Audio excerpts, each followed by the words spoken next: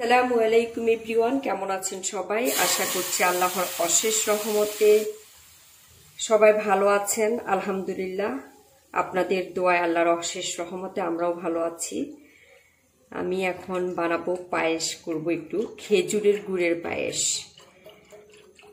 খেজুরের গুড়টা নিয়ে এসেছে, বাজারেরই কেনা, আমার হাজবেন্ড নিয়ে এসেছে। যদিও বা ও পায়েস মিষ্টি জাতীয় কোনো খাবারই খায় না, কারণ ওর ডায়াবেটিস। আমি এখানে প্রায় 1 লিটারের মতো দুধ দিয়ে দিয়েছি, আর আমি 1 কাপ চাল নিয়েছি। মেজারমেন্ট কাপটার 1/4 কাপের 1 কাপ চাল নিয়ে ভিজিয়ে আমি এরকম গুঁড়া করে নিয়েছি। তো এখন এই চালটাও আমি এখানে দিয়ে দিচ্ছি। গুঁড়া করে নিলে খুব সহজে হয়ে যায় এই জন্য। আর যেহেতু আমার হাজবেন্ড চলে যাবে, এই জন্য তাড়াহুড়া করে আমি এভাবেই করে নিচ্ছি। চাইলে আস্ত চালও করা যায়, সেক্ষেত্রে সময়টা একটু বেশি লাগে। আর আমার হাজবেন্ডের ওর হচ্ছে ডায়াবেটিস, ও মিষ্টি জাতীয় কোনো খাবারই খায় না, কিন্তু খুব আগ্রহ করে বলছিল যে বারবার খেজুরের গুড় নিয়ে আসছি, খেজুরের গুড় নিয়ে আসছি, তুমি পায়েস করো পায়েস করো। তো আমি আসলে কান দিচ্ছিলাম না, করতেছিলাম না। পরে আমি বলতেছি, কেন, তোমার তো ডায়াবেটিস, তোমার এত ইন্টারেস্ট কেন পায়েস করার জন্য? তখন বললো যে না, আমি খাবো না, তুমি পায়েসটা করবা আর ভিডিও করবা, তোমার চ্যানেলে দিবা, তোমার একটা ভিডিও হয়ে যাবে, এই জন্য আমি খেজুরের গুড়টা নিয়ে এসেছি। তুমি খেজুরের গুড় দিয়ে একটা পায়েসের একটা রেসিপি তোমার ভিউয়ার্সদের সাথে শেয়ার করো, তোমার একটা কন্টেন্ট হয়ে যাবে। তো আসলে এই ধরনের ফোন চলে আসছিল। যাই হোক, তো আমার হাজবেন্ডের কথা বলছিলাম যে ও আমাকে অনেক উৎসাহ দিচ্ছে যে তুমি ভিডিও দিচ্ছ। তো আসলে আমার হাজবেন্ড যে আমাকে উৎসাহ দিচ্ছে, এটাই আমার কাছে ভীষণ ভালো লাগছে। আমাকে খুব উৎসাহ দিচ্ছে, বলতেছে যে তোমার ভিডিও ভালো হচ্ছে, তুমি চালিয়ে যাও, সবসময় ধারাবাহিকতাটা বজায় রেখো। আসলে এ ধরনের উৎসাহ পেলে অনেক বেশি ভালো লাগে। আমি মনে করি একজন হাজবেন্ড হিসেবে ও আমাকে যে উৎসাহটা দিচ্ছে, এটা আমার জন্য অনেক বেশি পাওনা। আমি জানি ও এই পায়েস হয়তো যেহেতু বানাচ্ছি 1 চামচ হয়তো খাবে, ওর উদ্দেশ্যে বানাচ্ছি যেহেতু, কিন্তু ও অত খাবে না যে ওর জন্য আমাকে পায়েস বানাতে হবে।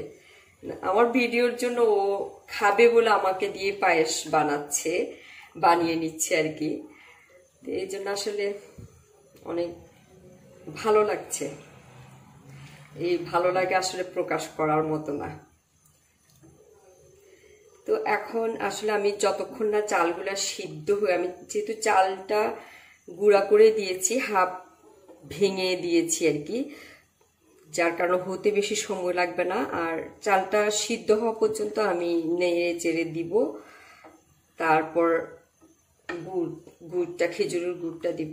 আর আমার হাজবেন্ড এই খেজুরের গুড়টা নিয়ে এসেছে, এটা নাকি অরিজিনাল খেজুরের গুড়। দেখা যাক, খাওয়ার পরে বোঝা যাবে।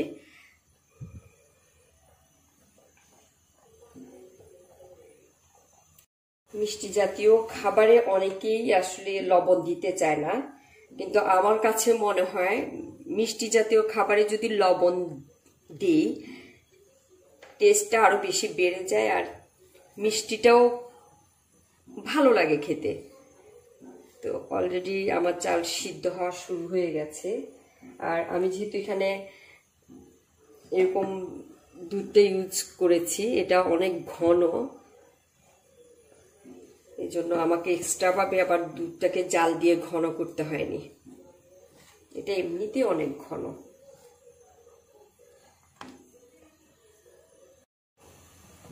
আসলে পায়েস অনবরত নাড়তে হয়, নিচে লেগে যাওয়ার সম্ভাবনা থাকে। লেগে গেলে তো আসলে আর এটা স্বাদই নষ্ট হয়ে যাবে। এই জন্য দাঁড়িয়ে থেকে সবসময় নাড়তে হয়। আমি অনবরত নাড়াচাড়া করার পর দেখতে হবে চালটা সিদ্ধ হয়ে গেছে কিনা। আর আমি যেহেতু ভেঙে দিয়েছি, একটু গুঁড়া করে দিয়েছি, খুব সহজে সিদ্ধ হয়ে গেছে। এখন আমি দিয়ে দিব খেজুরের গুড়। আমি গুড়টা একটু নেড়ে চেড়ে নিচ্ছি, কারণ নিচে বসে আছে।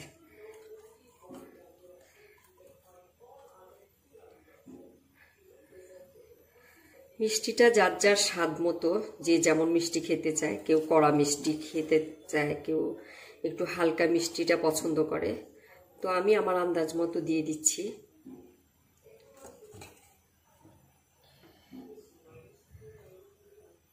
খেজুরের গুড়ের সাথে খেজুরের গুড়ের যে পায়েস, সেখানে আমার মনে হয় একটু নারিকেল দিলে মজা লাগে, এই জন্য আমি একটু নারিকেল দিব। সাধারণত আমি পায়েসে শুধু দুধ দিয়ে যে পায়েসটা করি, সেখানে দুধ চিনি দিয়ে করি, সেখানে আমি নারিকেলটা দিই না। এখন যেহেতু গুড় দিয়ে করছি, গুড়ের সাথে নারিকেলটা খুব ভালো যায় আমার মনে হয়। কারণ আমরা দেখেছি ছোটবেলা আমার আম্মারা যখন এরকম খেজুরের রস দিয়ে, খেজুরের গুড় দিয়ে পায়েস করতো, তখন নারিকেল দিত, খেতে ভালোই লাগতো। এখানে আমি আসলে তেজপাতা, দারচিনি অনেকে ইউজ করে। আমার কাছে মনে হয় যে ওই ফ্লেভারটা এই পায়েসের সাথে যায় না, এই জন্য আমি দিলাম না। চাইলে দিতে পারেন সবাই। একটু দেখে নিব, মিষ্টি আর একটু লাগবে।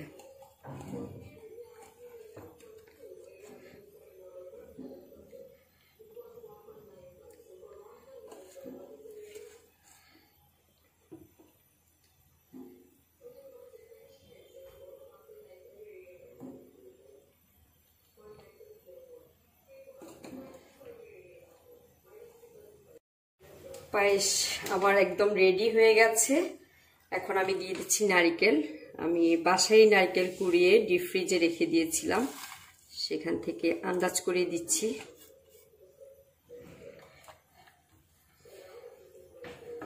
কালারটা খুব সুন্দর এসেছে আর খুব সহজেই হয়ে গেছে।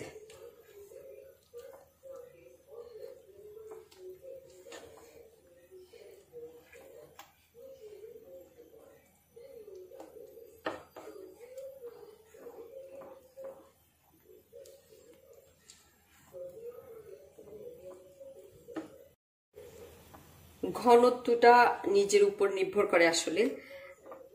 আমি নামিয়ে রাখার পরে আসলে আরো অনেক বেশি ঘন হয়ে যায়, এই জন্য চুলার উপর থাকতে দেখতে হবে যে কতটুকু পাতলা রাখছি বা ঘন করছি।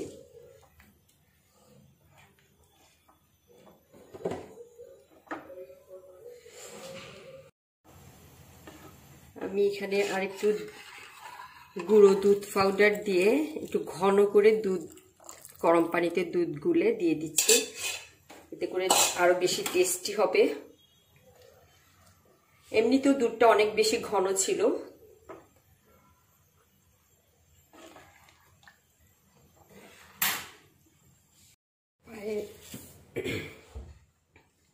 পায়েস হয়ে গেছে। আমি এখন একটু সার্ভ করে দেখাচ্ছি। কালারটা তো অসাধারণ এসেছে, একদম খেজুরের গুড়ের যে পায়েসের কালার হয় সেটাই হয়েছে। আর এটা হওয়াটাই স্বাভাবিক, তাই না? দেখি আমার হাজবেন্ডকে দিয়ে দেখি, খেয়ে বলুক কেমন হয়েছে। আমি এখানে আর এক্সট্রা বাদাম বা কোনো কিছুই আমার মনে হয় না এটার সাথে আর দরকার আছে। আমি ঠিক এভাবেই সার্ভ করব।